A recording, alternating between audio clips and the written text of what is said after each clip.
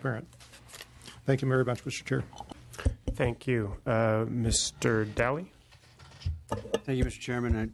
I appreciate you taking the time out of your schedules to come down here and visit with us. So I understand, Mr. Benner, you said that the reason that they picked the legal services firms that they did was because the other ones were conflicted out. Is that correct? I don't know that that's the case in all the circumstances. And again, the PUC is better equipped to handle that. I do understand that conflicting out was a significant issue in the contract that ultimately went to Shepard Mullen. Would you like me to address that? Sure. Okay. So our first request actually on this was for representation from the Attorney General's office, but since they are one of the entities bringing the investigation, they understandably declined due to conflict. We did send out requests for qualifications and rates to 9 other firms. Most of them, a number of them did not respond to our request for rates and experience. We had another couple of them that declined due to lack of expertise in the area. We ended up only getting responses from 2 entities. Often the declines were for conflict reasons as well, conflict with current clients. So we ended up selecting Shepard Mullen because they didn't have any conflicts. They were available immediately. The other firm that did provide response in terms of rates and experience did not have a direct conflict, but we felt based on one of the personnel at the firm that it would be not advised for us to use that particular firm. The rates for them were very comparable to the rates that were provided by Shepard Mullen at the time of the engagement, and so we went with Shepard Mullen because of those reasons. So you did a non-competitive bid basically because it was under the threshold, correct? No, actually, legal services are exempt from competitive bidding entirely, no matter what the dollar value is. So the fact that we did an initial contract for under $50,000 is immaterial to whether it was competitively bid or not. Well, it appears that it was underneath the amount, and then it ended up 10 times the amount. So it was under the amount for DGS review, and then when we amended it, it went to DGS for review. And then did that go to the board then after it went the second time after review? No, it did not. In your opinion, do you think it would be wise that it would go to the board after that they ratify a contract?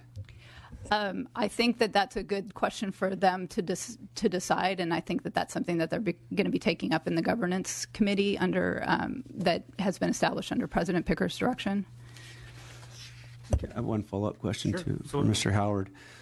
So what, in your opinion, I mean, I'm on my second term here, and I agree with a lot that you say about that the legislature needs to take the power back and not delegate so much power to, for example, maybe the air boards or the CPUC. What would your recommendation be on how that we craft legislation to do that in an effective, more transparent way? Thank you, Assembly Member. I think there are. I should say, if any of you other want to answer that, I would be happy to hear that information too. I'll focus just on 2 elements, which are the ex parte communications, which we've heard so much about, and the contracting. The question and I'll talk about the latter one first.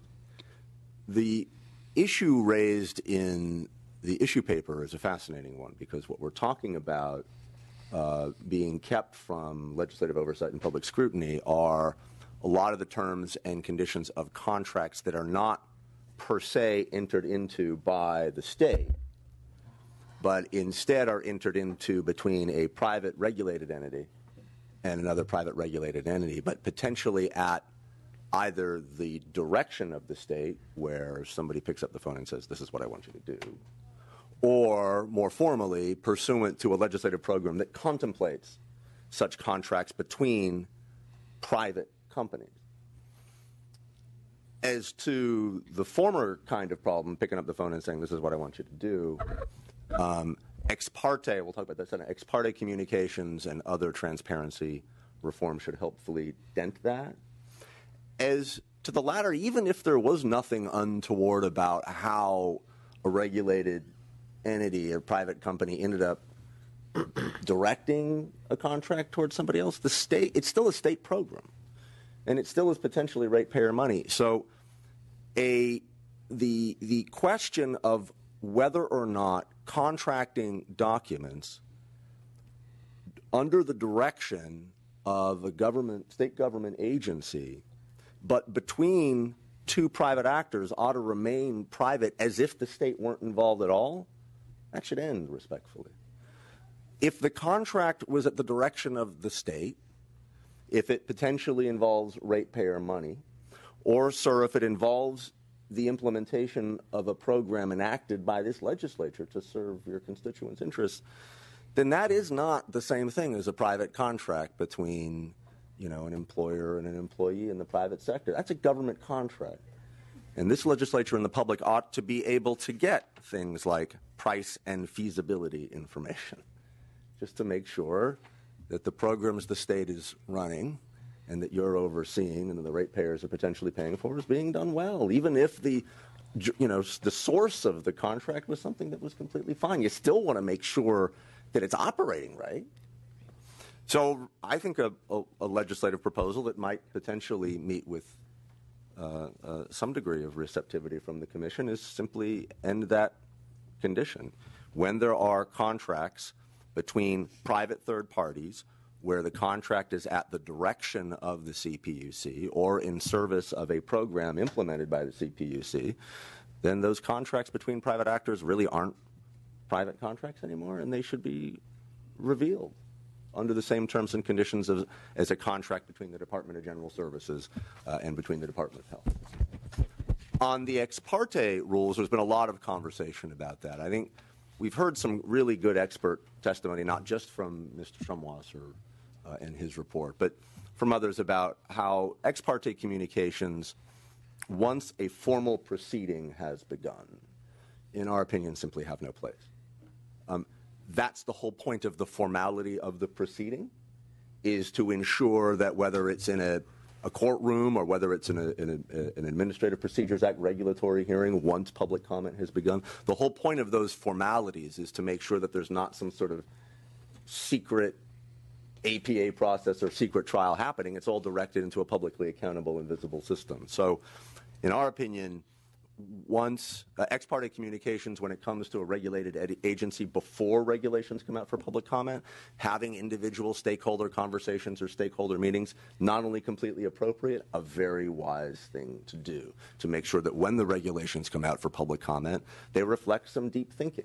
That's all good. There's no need for that to be public. But once public processes are invoked, there ought to be no ex parte communications between either the deciders themselves, i.e. the commissioners, or their staff, period. That's the point of the public process. Thank you for your questions. Mr. Hadley and then Mr. Hernandez. Thank you, Mr. Chairman. Mr. Bender, I have two questions for you relating to the criteria that you laid out, the analysis that you and DGS staff do of contracts. The first was around the process by which those contracts were awarded. Mm-hmm. And my primary question is, are the criteria clear? If you review 100 contracts, will, two different members of your staff reach the same conclusion 100% of the time, 98% of the time, 70% of the time? Is this an art form, or are the criteria in your judgment clear? That's a really good question. I hesitate to answer in part because the people who actually do this are lawyers and I'm not. But I wouldn't venture to suggest that it's 100%. Different reviewers are going to notice different things. Different reviewers are going to have different questions come to mind. And I don't think that I would say that if the criteria are so, if the criteria reduce contract approval to an algorithm where there's no exercise of individual judgment involved, at some point you're talking about you're talking about a process that can be administered by clerks rather than trained legal professionals. I think the judgment of our staff attorneys is important. It's legal judgment, and the nature of legal judgment is that sometimes one person is going to have a different opinion than another person. I do know that there are times when two attorneys disagree about the same contract. It's happened before. So I hope I've answered your question. The criteria in the state contracting manual are all there. There's no secret stuff, but how they're applied in individual circumstances is a matter of professional judgment, where I can't say that two attorneys will come to the same conclusion every time on every contract. Assemblymember, if Mr. Bender is mildly constrained in answering your question in a way that I am not. The answer is yes. It matters who reviews the contract, and that has a plus and a minus to it, and an overlay for my testimony, which is why I interjected. It is fair to say that the very detailed summary that Mr. Bender provided in his testimony about the state contracting manual, the state administrative manual, in addition to all of the laws in the public contract code, they are meant to try and confine judgment to those things where judgment is most appropriate. But it is certainly true that if in DGS land, not even the procurements that don't go to attorneys, the procurements that go to line procurement people, if it gets assigned to one person, you could have a very different outcome with the other. That's the important role that human judgment plays in the management of any enterprise, whether it's a business or whether it's government. The difference, though, is that in the private sector, we ask why IT projects in California go south so much. One very core reason why is that if in the private sector you're a procurement official and you take a bit of a risk on a novel solution, because a lot of these big solutions, they're really art. They're not like going to Office Depot and taking something off the shelf. It's art. You talk to tech people about writing code. It's like talking to an art docent about a great expressionist painting or not. So the line procurement people in the private sector, if they do a great job and take a little bit of a risk and the solution saves the company a bunch of money and increases their market share and provides profits, they get a promotion, they get a bonus. I understand. So let me just interject because I know time is limited. Yes, I'm sorry. I want to make an important distinction. I'm not speaking to the virtue of the contracts. I understand there's a lot of judgment in there. If we are at a point where frequently trained professionals with legal background, experience, and training can't determine even whether the process by which a contract was entered into was legal or not. We have a statutory problem that we need to make it possible for business people and voters and ratepayers to understand the basis by which contracts are legal. If I could add on, I apologize because I think I misunderstood your question. Generally, I think disputes over whether particular contract, whether the procurement process was followed correctly, I think those are pretty rare. There's a concept in procurement called material deviation, where it's essentially the basis for analysis of whether a particular deviation warrants rejecting the entire bid. You can occasionally have differences on that, but not that often, and particularly not among lawyers. So I think actually the question of whether the procurement process has been followed, that's something where I think I think you'll have pretty consistent decisions, and I think the the laws are pretty clear. Where you'll get into other issues are issues such as clarity and is a particular contract term clear? Is this scope of work realistic? Is it detailed enough given the nature of the work that's being performed? Is the timetable realistic? Those are issues more of judgment where I think you may see more variation among competent professionals. And that brings me to my second question, which is that what is either the statutory, the regulatory, or the cultural threshold for reviewing the business merits? The second criterion you mentioned was, does the deal make business sense? Does the contract make business sense? So, for example, in a corporate board setting, judges are using a business judgment rule that if it appears that they were thinking of the best interests of their organization and they didn't obviously deviate from that, they get a lot of deference.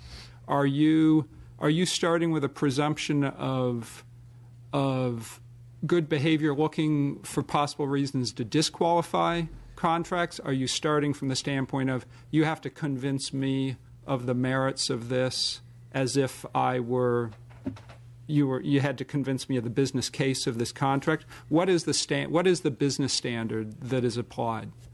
That's a really great question. I'd say it's not a juridical standard. We're certainly not just looking at the good faith and reasonable diligence of the people involved, because sometimes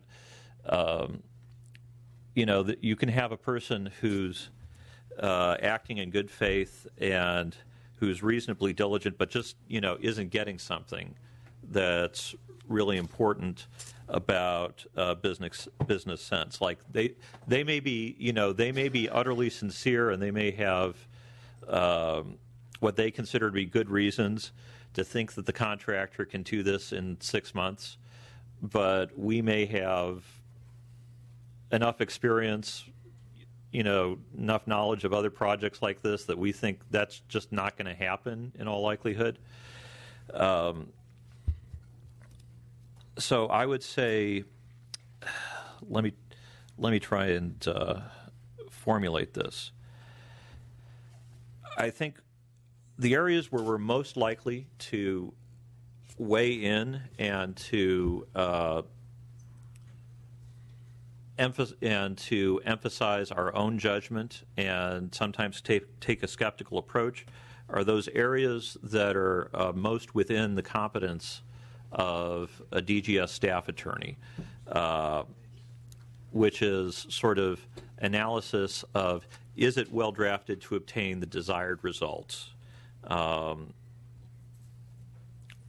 Do the deliverables look sufficiently clear compared to other deliverables I've seen on contracts for something like this that seem to work out well?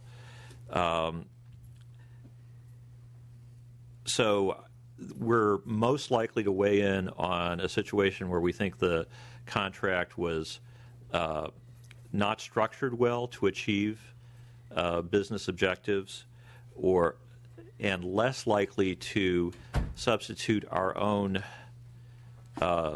judgment on issues that are really committed to the management of the agency first and foremost, which are issues of policy, issues of prioritization within a budget, and issues regarding the management direction of the agency. I don't know if that's a comprehensive answer to your question, but I'm happy to answer any follow-ups.